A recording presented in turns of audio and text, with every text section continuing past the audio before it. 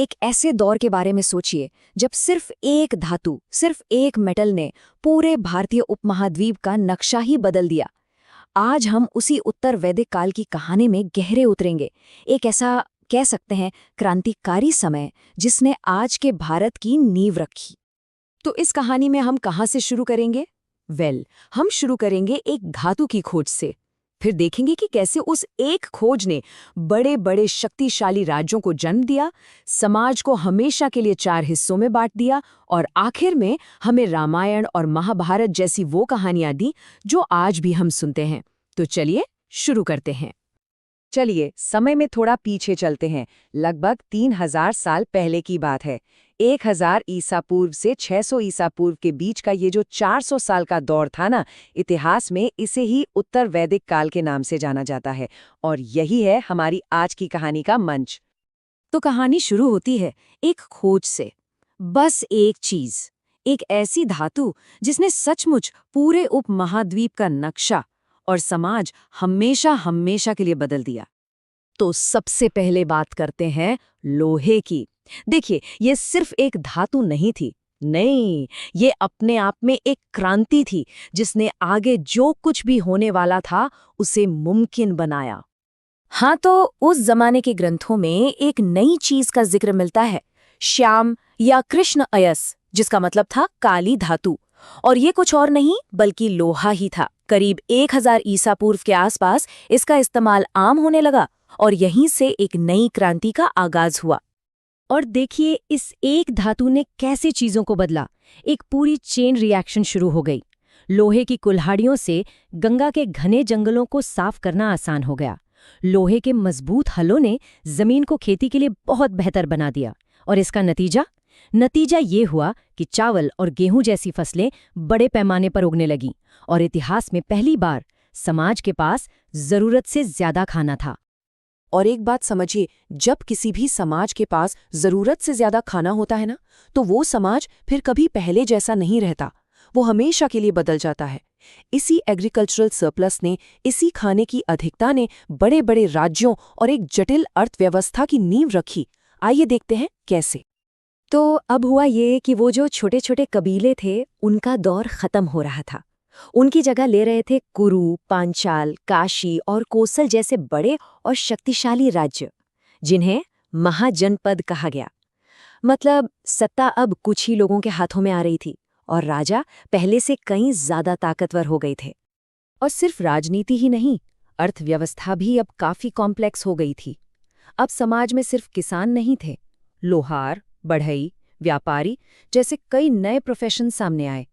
इतना ही नहीं, व्यापार तो बेबीलोन तक फैल गया था और लेन देन के लिए शतमान और कृष्णल जैसे सिक्कों का इस्तेमाल भी शुरू हो गया था। तो राजनीति बदल रही थी, अर्थव्यवस्था बदल रही थी और इन सबके साथ साथ समाज का ढांचा भी बदल रहा था। बल्कि ये वो समय था जब समाज की रूपरेखा शायद हमेशा के लिए तय हो गई। हाँ, इसी दौर में वर्ण व्यवस्था ने समाज में अपनी जड़ें बहुत गहरी कर लीं। समाज को 4 मुख्य हिस्सों में बांट दिया गया। ब्राह्मण, जो पुजारी और विद्वान थे, क्षत्रिय, जो शासक और योद्धा थे, वैश्य, जो व्यापारी और किसान थे, और शूद्र, जो सेवा का काम करते थे। लेकिन यहाँ सबसे बड़ा बदलाव क्या था? सबसे बड़ा बदलाव ये था कि अब किसी का भी स्थान उसके काम से नहीं, बल्कि उसके जन्म से तय होने लगा था। और इस सामाजिक बदलाव का एक और अंधेरा पहलू था, महिलाओं की स्थिति में गिरावट। ऐत्रेय ब्राह्मण का ये जो कोट है, पुत्री दुख का स्रोत है, ये उस दौर की सोच को साफ दिखाता है, जहां उन्हें पुरुषों के अधीन माना जाने लगा और बाल विवाह जैसी प्रथाएं भी आम होने लगीं। तो समाज बदल रहा था और समाज के साथ साथ लोगों की आस्था, उनके भगवान, वो भी बदल रहे थे। और सिर्फ भगवान ही नहीं, पूजा करने का तरीका भी अब पूरी तरह से बदल चुका था। आप देखेंगे कि देवताओं की दुनिया में भी एक बड़ा शिफ्ट आया। इंद्र और अग्नि, जो शुरुआती वैदिक काल के बड़े देवता थे, उनका महत्व अब कम होने लगा। उनकी जगह ले रहे थे नए देवता, प्रजापति यानी ब्रह्मा, जो क्रिएटर थे, विष्णु, जो प्रोटेक्टर थे, और रुद्र यानी शिव, जो डिस्ट्रॉयर थे। और जैसा मैंने कहा, पूजा का तरीका भी बदल गया। वो जो साधारण प्रार्थनाएं होती थीं, उनकी जगह अब ले ली थी बड़े बड़े यज्ञों और बहुत ही कॉम्प्लेक्स रिचुअल्स ने। और इन अनुष्ठानों को सिर्फ ट्रेन्ड पुजारी ही कर सकते थे। इसी वजह से पुरोहिती एक खास और वंशानुगत पेशा बन गया। लेकिन देखिए, इतिहास का एक नियम है, जब भी कोई एक व्यवस्था बहुत ज्यादा शक्तिशाली हो जाती है तो उसके खिलाफ एक रिएक्शन जरूर होता है, और ठीक यही इस दौर के आखिर में हुआ।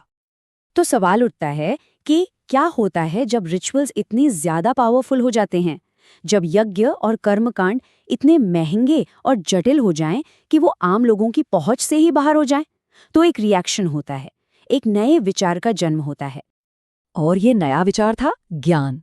उपनिषदों ने इन कर्मकांडों को सीधी चुनौती दी। उनका तर्क था कि असली मुक्ति, असली शांति इन महंगे यज्ञों से नहीं मिलती, बल्कि आत्मज्ञान, फिलॉसफिकल समझ से मिलती है। और इसने भारत में एक इंटेलेक्चुअल रेवोल्यूशन की शुरुआत कर दी। और अब आते हैं हम अपनी कहानी के आखिरी हिस्से पर। देखते हैं कि कैसे इस उथल-पुथल से भरे युग ने भारतीय संस्कृति की सबसे बड़ी, सबसे स्थायी धरोहरों को जन्म दिया। जी हाँ, इसी उथल-पुथल वाले दौर को महाकाव्य युग या एपिक एज भी कहा जाता है। और क्यों? क्योंकि इसी समय भारत की दो सबसे महान कहानियों ने जन्म लिया, रामायण और महाभारत। और ये सिर्फ कहानियां नहीं हैं, ये उस बदलते हुए समाज के आदर्शों, उसके संघर्षों और उसकी आत्मा का आईना है। तो वर्ण व्यवस्था से लेकर हमारे देवी देवताओं और हमारे दार्शनिक विचारों तक, इस 400 साल के दौर ने भारतीय सभ्यता की वो नींव रखी जिस पर हम आज भी कहीं न कहीं खड़े हैं। बस सोचने वाली बात यह है कि 3000 साल पहले लिए गए ये फैसले, ये बदलाव आज भी हमारी सोसाइटी में किस तरह गूंजते हैं।